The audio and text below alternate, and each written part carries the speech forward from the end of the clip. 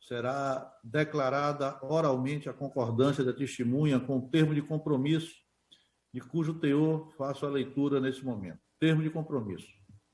Os termos do artigo 12, inciso 1º do Regimento do Conselho de Ética e Decoro Parlamentar, presto o compromisso de falar somente a verdade sobre o que me for perguntado, acerca dos fatos relativos ao processo número 22/2021, referente à representação número 2221, em desfavor da deputada Flor de Lis.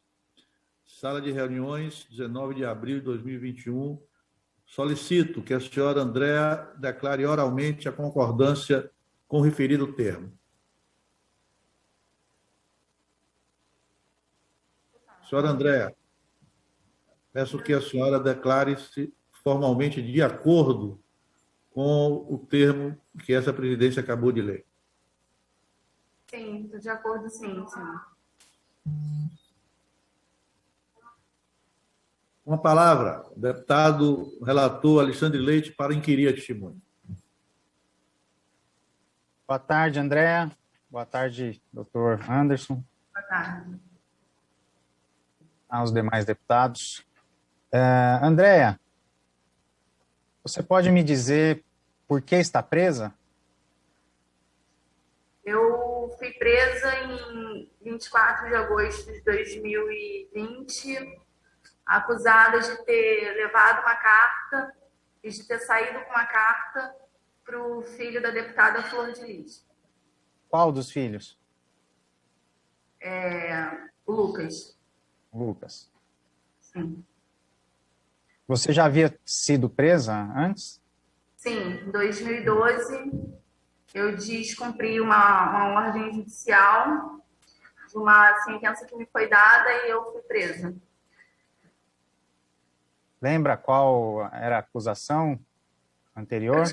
Eu tinha uma empresa. Quando meu esposo sofreu um atentado, eu tive que sair do Rio de Janeiro e essas pessoas se juntaram, 12 pessoas se juntaram, fizeram a ocorrência e eu fui presa como estelionato.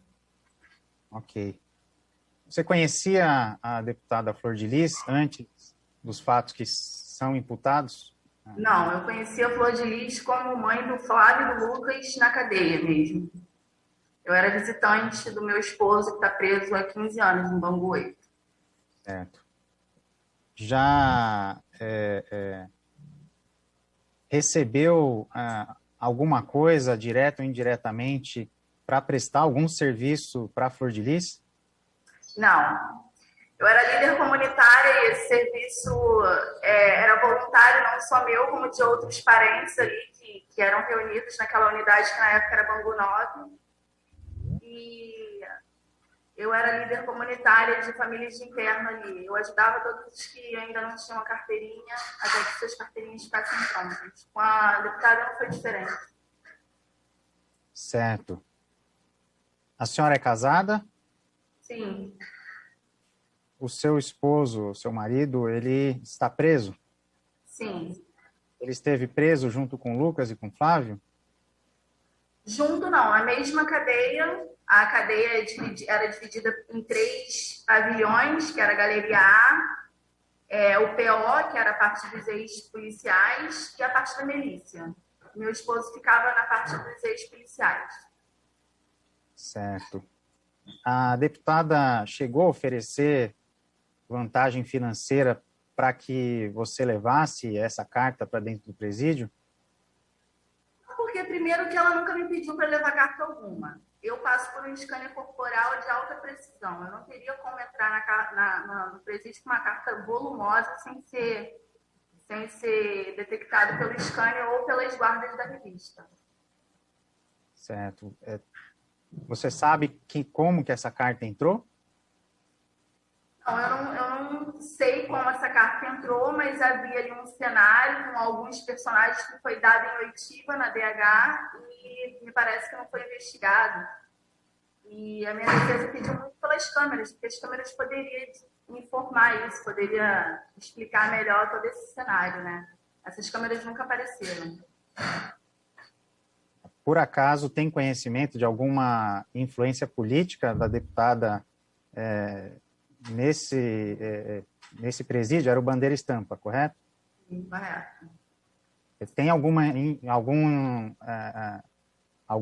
sinal de influência política na questão que envolveu a transferência do Lucas para esse presídio e nas coisas relacionadas a este processo, por exemplo,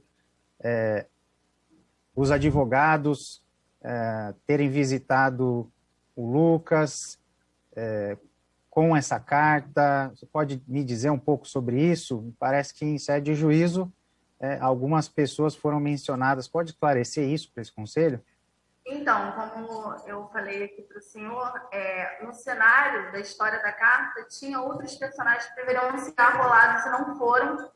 Eu não posso afirmar se teve influência, porque eu não presenciei a influência, mas eu denunciei na época o ex-coordenador Rocha, porque ele tirava o Lucas por várias vezes, a câmera poderia mostrar isso. Ele puniu meu marido pela história da carta sem ter apurado, mandou ele para Bangu. E a própria delegada disse que o meu marido não tinha sido denunciado pelo motivo do qual ele mandou ele para Bangu. E tinha participação de mais um preso e 2 visitantes. Inclusive, uma era uma polícia penal, Diana Souza. Ela também visitava o marido naquele pátio. E, muito estranhamente, depois veio me ameaçar na unidade prisional que eu me encontro. Então, eu não entendi até hoje porque ela me ameaçou. Hoje dá para entender um pouco, mas na época eu não entendi o porquê da ameaça. Tá. Antes de visitar o seu esposo ou mesmo Flávio no presídio, você encontrava com a deputada Flor de Lis pessoalmente? Eu só conhecia como artista mesmo, cantora gospel. Isso após tudo ocorrido, já quando estava levando alimentos para o Flávio, para o Lucas. A princípio, quem me procurou foi o ex-advogado, que logo após o episódio da carta, estranhamente, também deixou o caso. Me procurou e me passou para o filho Adriano. Aí o filho Adriano, que tinha um contato comigo, e um dia pediu se a deputada podia me agradecer pelo que eu estava fazendo pelo filho dela. Foi a primeira vez que ela manteve contato, os contatos eram sempre por WhatsApp. É uma prática normal dos familiares se falarem pelas redes sociais. Existe um grupo chamado Guerreiras de Bangu, ali o senhor pode ver nitidamente que é uma prática normal dos familiares se falarem sobre processo, sobre tudo, sobre custódia. Certo. Então, a senhora recebeu de forma indireta um depósito de R$2.000 na conta do seu filho. Isso consta dos autos, eu acho que até em sede de juízo houve, por sua parte, a confissão desse fato e de que recebia outros valores. Referentes a quê eram esses depósitos? Deputado, não houve um cuidado dessa investigação. Eu fiquei muito prejudicada nessa investigação, porque, primeiro, a conta não era do meu filho. O meu filho foi exposto de uma maneira absurda, sem terem tido cuidado de ver que Jailton Reis Dantas não era Jailton Reis Dantas filho. Então, por aí já houve Foi a conta do meu ex-marido, onde eu recebo a pensão da minha filha menor. E por eu ter sido presa, eu tive a dificuldade de regularizar o CPF, então eu utilizava a conta que eu recebia a minha pensão. Isso foi explicado em sede policial. Então, só para deixar claro, a senhora recebia pensão na conta do seu marido, seu ex-marido, que te pagava a pensão. Isso, eu não conseguia. O meu CPF sempre saía. Meu CPF sempre parava, sempre travava por conta dessa certidão que eu tinha que ficar apresentando no banco, devido a eu ter ficado presa, bloqueou meu CPF. Eu não conseguia regularizar isso junto à Receita Federal. E aí eu utilizava a poupança da pensão. Tá ok, André. Então, houve depósito de fato. Qual a finalidade desse depósito e dos demais? Então, não houve só um depósito, eram vários depósitos, porque as visitas são semanais. Como os familiares levam os pertences, normalmente a gente não gosta que a pessoa compre e entregue a bolsa pronta, porque a gente não sabe o que vai estar na bolsa. E como o comércio é feito ali na frente do presídio, eu preferia, inclusive, que levasse, colocasse na conta. A Adriana quis levar em mãos, mas eu sempre preferi que a pessoa colocasse em conta, porque quando a gente passava o débito, automaticamente os comprovantezinhos já ia direto para a pessoa que fez o depósito, para uma prestação de conta. Então, semanalmente era feito o depósito do Flávio e do Lucas. Teve compra nesse primeiro depósito, teve compra de TV, de ventiladores, de roupa de cama, material de higiene. Eles tinham acabado de chegar da DH, bem debilitados, assim, sem nada. Ok. Então, mesmo durante esse processo todo, não teve contato pessoal com a Flor de Lis? Não, eu só fui conhecer a Flor de Lis já, acho que no mês de outubro, uma coisa dessa. Ela só vivia em Brasília, ela falava comigo, na verdade, de Brasília, e normalmente tarde da noite, porque durante o dia ela estava trabalhando, ela não conseguia falar. Conhecia a Flor de Lis através do Ministério Flor de Lis, de culto? Nunca? Todos eles, a não ser, fora o Adriano, eu conheci em audiência.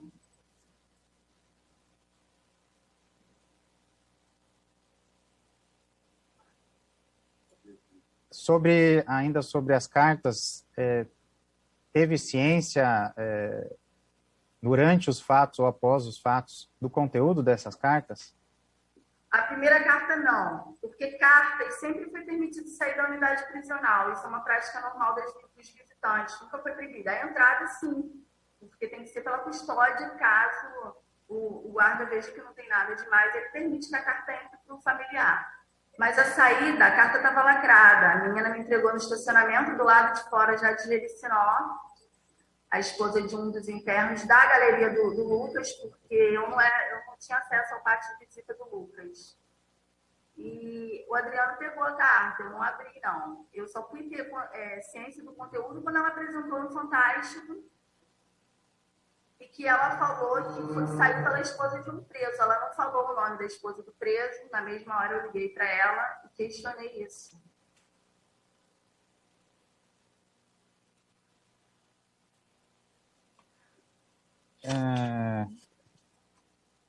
No inquérito existem algumas mensagens de WhatsApp sua com a Flor de Lis e um comprovante de depósito bancário, né?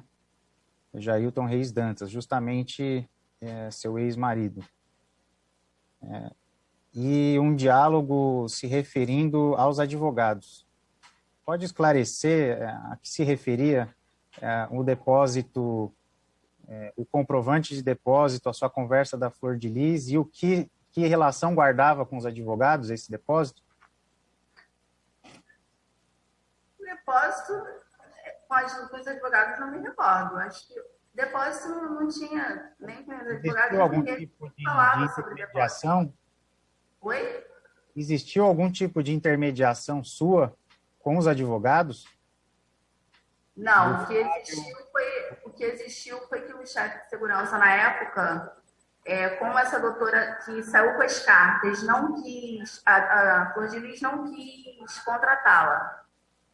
Inclusive, até ela não foi ela que entregou a carta, porque a Flor de Lis não permitiu que passasse o contato dela para essa esposa, que era uma advogada, que era quem o Lucas queria que eu defendesse. E aí houve a indicação de um advogado que é advogado de várias pessoas lá em Bangu 9, doutor Marcelo. E aí eu que indiquei para ela, eu não, no caso, meu esposo indicou o doutor Marcelo para fazer a defesa do Lucas.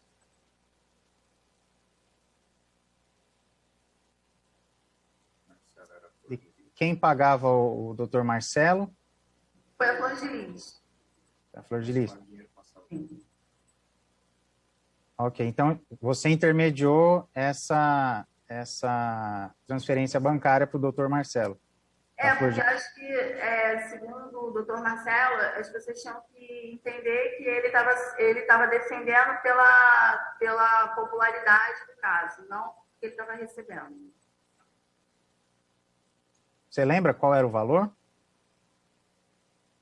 Não, ela não chegou a pagar tudo, porque ele foi tirado na primeira audiência do Lucas. Ela chegou a pagar, acho que 28 mil, 30 mil, uma coisa dessa. O valor total, se recorda quanto ela deveria ter pago? Ele cobrou 100 e alguma coisa, acho que foi 150, uma coisa assim. Tá, ok. Bom, sem mais para o momento, presidente. Muito obrigado, André. Por nada.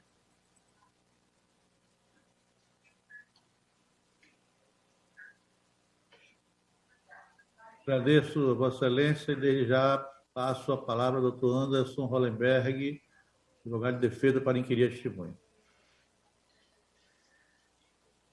Boa tarde novamente, nobres deputados, excelentíssimo senhor presidente. Boa tarde, senhora Andréia. Senhora Andréia, realmente, como a senhora confirmou, existe muito mais do que um depósito, são diversos depósitos. Inclusive, isso noticiado entre a senhora e a deputada, quando ela estava em Brasília, como a senhora mesmo narrou. Agora, a pergunta para esclarecimento aos nobres deputados.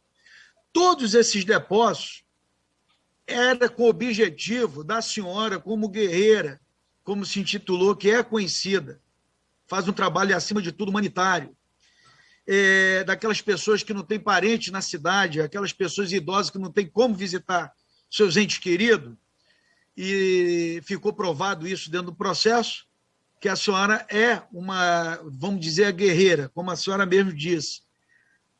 A senhora promovia, não só para a deputada, mas para outros parentes de presos, essa ajuda material. Qual seja a ajuda material? Levar comida no dia de custódia, levar eventualmente um chinelo que precisa, uma camisa, tanto vestuário como alimentação. A senhora sempre fez isso, ou um período, um período, vamos dizer assim, longo, a senhora vem fazendo isso, não só para os filhos da deputada, mas também para outras pessoas. Estou certo em afirmar isso?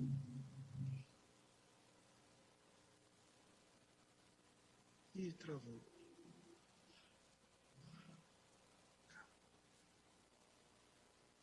Aqui não é lá.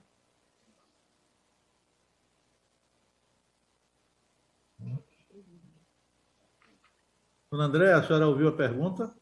Não, caiu a ligação, senhor. Por favor, doutor, repita a pergunta. Eu reformo. Senhora Andréia, boa tarde. Com relação à senhora, todos sabem, e ficou esclarecido um processo, mas é importante a Comissão de Ética ter esse esclarecimento.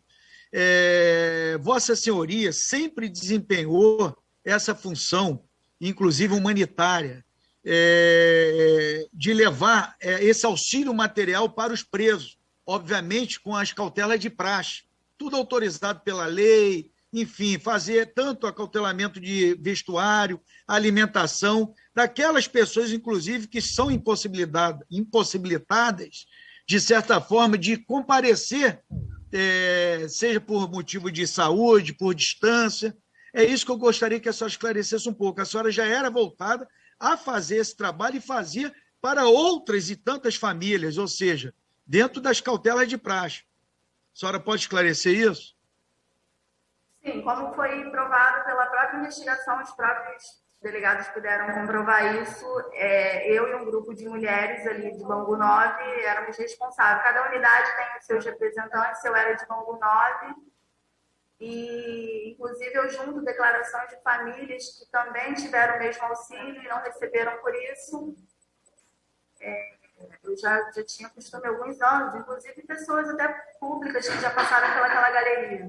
Eu ajudei muitas pessoas, tanto famosas como sem fama. A gente não escolhe. Eu quero deixar claro que eu recebi a Flor de Lis como mãe do Flávio e do Lucas. Em nenhum momento eu recebi a Flor de Lis como deputada. Para mim era indiferente quem ela era, eu estava ajudando os presos ali. Tudo com autorização da SEAP, entrava na custódia normalmente, entrava na custódia normalmente, e as comidas também eram revezadas, porque só pode entrar 3 potes, por isso a ajuda de tantas outras. e a comida, antes de ir para eles, passavam por uma revista. Perfeito. Em sequência, senhora André, justamente a sua prisão foi um absurdo e a autoridade policial ela omitiu dezenas de conversas, todas essas de cunho, nesse sentido. Eu tenho e juntarei no processo de comissão de ética, está sendo providenciado, diversas, que a senhora manda foto do alimento que a senhora fez, que elaborou, dizendo, inclusive, nota fiscal, olha, isso custou tanto e amanhã será entregue. E eu estou dando essa notícia para a senhora fique tranquila que vai ser juntada no processo penal, mostrando realmente a verdade, que a senhora sempre buscou o apoio material, que a senhora realmente nunca recebeu para qualquer outra finalidade. Inclusive, é essa pergunta que eu faço. Doutor Anderson, por favor, eu peço... Perdão, presidente. Eu peço a Vossa Senhoria que se concentre em inquirir a testemunha, por favor. Perdão. Senhora André, para finalizar, então a senhora jamais recebeu ordem através de mensagem ou também por telefone, enfim, no sentido de mudar a sua conduta, ou seja, para que fosse praticado a confecção dessa carta. A senhora nunca recebeu essa ordem. Posso afirmar, a senhora pode afirmar que nunca recebeu. Não, primeiro que eu não faria, a gente sempre ajudou ali, mas nós nunca nos envolvemos em processo de ninguém, não nos interessa o crime de cada um. O nosso intuito ali era ajudar mesmo a questão das famílias, a gente nunca se envolveu em processo. A Flor de Lis, assim, eu me envolvia mais na questão dela ser mãe, me ligava chorando. Primeiro era uma pastora, eu nunca imaginar que por trás disso tudo tinha toda essa sujeira que eu acompanhei nas audiências. E ela chorava como mãe, eu falava para ela, inclusive essas conversas não aparecem. Eu gostaria que meu telefone fosse confrontado com a deputada, porque só aparecem mensagens negativas. E as conversas na íntegra eu nunca vi. Falaram que iria ser juntado isso em algum momento, mas até hoje parece que virou poeira, eu não vejo. Eu só apenas falava para ela, calma, Flor, se você é inocente, vai ser provado. Então, até o fato de vezes que eu chamá-la de Flor de Lis, foi mencionado que eu era amiga pessoal, muita intimidade. Não, eu não chamava ela de deputada, eu chamava ela de Flor de Lis, esse é o nome dela. Então, eu quero deixar claro que eu não me envolveria. Ainda que se eles fossem de pago, nós iríamos ajudar do mesmo jeito. Ali a gente não estava para ajudá-los, não. Meu marido tem 500 anos. Se eu for julgar alguém... Perfeito, senhora André. Eu estou agradecido, estou satisfeito de fazer a inquirição de Vossa Senhoria. Tenha uma boa tarde. Eu vou passar agora a palavra para a colega advogada doutora Janira Rocha, também para demais esclarecimentos. Uma boa tarde.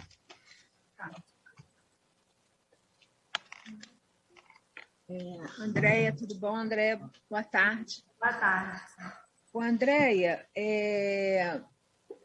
você falou agora há pouco que seu esposo está preso. Sim. Na medida em que você foi presa, quem é que existe alguém fazendo esse atendimento ao seu esposo, ou seja, o atendimento que você fazia antes, né, tanto ao seu esposo quanto aos demais familiares de outros presos? O seu esposo tem hoje, com a sua prisão, a possibilidade de ter esse atendimento humanitário? Então, graças a Deus, doutora, o meu esposo tem uma filha mais velha. Tem o meu filho, que também visita, né? Tem a carteirinha. Então, são pessoas jovens que ainda está sendo permitido entrar na unidade prisional. Então, ele, graças a Deus, não precisa. Mas, se precisasse, com certeza. Ele teve outros tipos de apoio dos colegas, que se colocaram à disposição, sim, no grupo. Hoje, com um pouco mais de medo, depois da minha prisão, houve um receio, meio que parou um pouco isso, pelo menos na unidade que ele se encontra, porque as pessoas acharam absurdo eu estar presa por ter levado custódia e ser acusada de ter entrado numa carta. São 8 meses presa por esse motivo. Eu ouvi o seu depoimento no juízo em Niterói. Em alguns momentos, tanto você quanto seu esposo tentaram fazer denúncias, né, de perseguições que sofreram em relação a uma determinada figura do sistema prisional, um administrador do sistema prisional chamado Rocha. Então, assim, na ocasião, isso ficou muito difuso. Quem é Rocha e qual o tipo de perseguição ele fez sobre a senhora e sobre o seu esposo? Sobre mim, não. O Rocha, na verdade, foi até uma dica que a própria DH me deu, que ele não tinha cargo, então fica difícil de dizer para a senhora quem ele é, mas eu sei que ele mandava em tudo. Paralelo a uma investigação que está sendo feita pela Corregedoria, foi feita também uma denúncia na HF também, para que isso fosse investigado, por questões de interesses desse senhor com o algoz do meu esposo, que foi quem tentou contra a vida dele, e os dois não poderiam estar na mesma unidade prisional. E aí foi uma determinação dele de falar para o meu esposo na época: ou você aceita ele, ou eu te boto em bambu e jogo a chave fora. E quando nos avisaram que meu esposo tomasse cuidado, que estavam aproveitando a repercussão do caso da Flor de Lis para poder prejudicá-lo na TFD dele, automaticamente ele, por ter uma TFD impecável, tem muitos elogios, e acabou se sujando por conta de uma matéria que saiu no SBT. Imediatamente levaram ele para Bangu, tem até a PAD, que pode estar explicando isso. O coordenador todo o tempo ali envolvido naquele cenário da Galeria A, que era uma galeria que chamavam aquela galeria do Rocha, uma galeria própria dele, que ali ele coloca os preços que interessam a ele.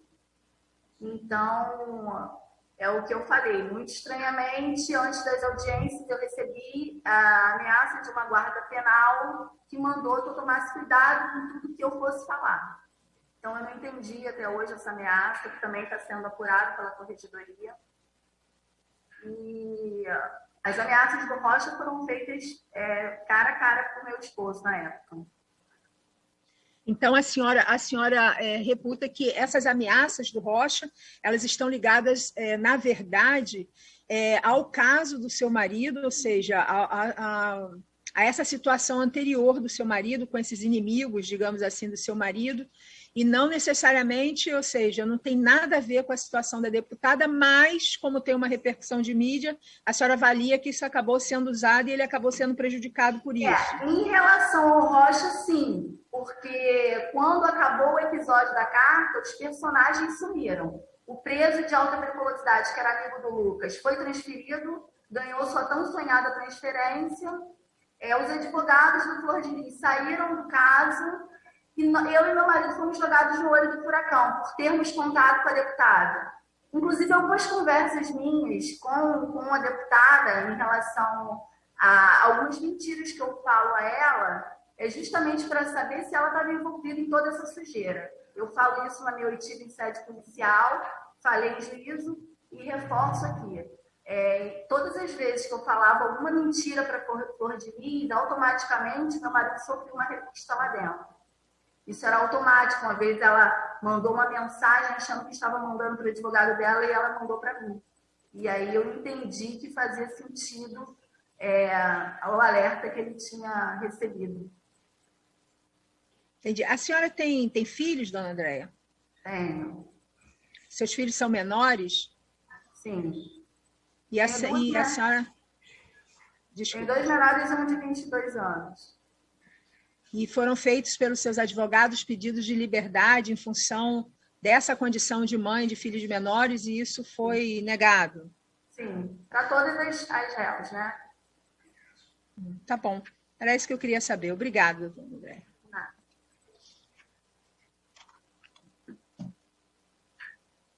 O relator está satisfeito com a oitiva? Sim, presidente.